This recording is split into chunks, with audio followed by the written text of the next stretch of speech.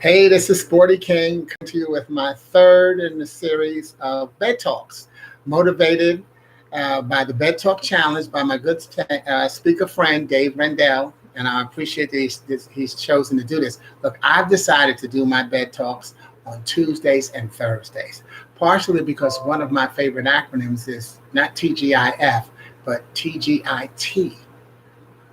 And that's actually thank God it's today. And then thank God it's tonight. Because the blessing to be able to wake up, go through a whole day, and get a chance to do it again is a reason and an opportunity for us to be thanking God all day. So Tuesdays and Thursdays, look for me on Bed Talk through the stretch of this pandemic.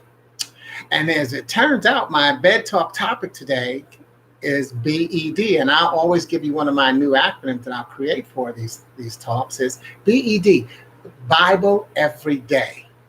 The Bible every day. Now, I'm not saying that you should read the Bible every day. What I'm saying is that's one of my rituals. During this pandemic, have you changed, updated, or upheld your rituals? See, that's really important. A lot of times we hear people say, if you keep doing the same thing, you'll keep getting the same results. However, how about if you keep doing the same thing, you could get stronger because you'll be committed to doing something. We learn through repetition. So don't just throw out what you've been doing and say, I've got to do something else. This isn't working. Reconfigure what you're working on. Reestablish your long, short, medium, and short-term goals and really find a way to put yourself together. See, the key is that it's about your pace. And that's the acronym I'm also going to leave you with today is PACE. And PACE I use, I'm sorry, I have to go back to tell you what my routine is. So my routine, I've upheld my routine. Every morning I wake up, the first thing I do, I don't turn on social media, I don't listen to news, anything. The first thing I do is I meditate. I get up, I get my coffee, because I want to hear from my God, from my source first. So I call it Coffee with Christ.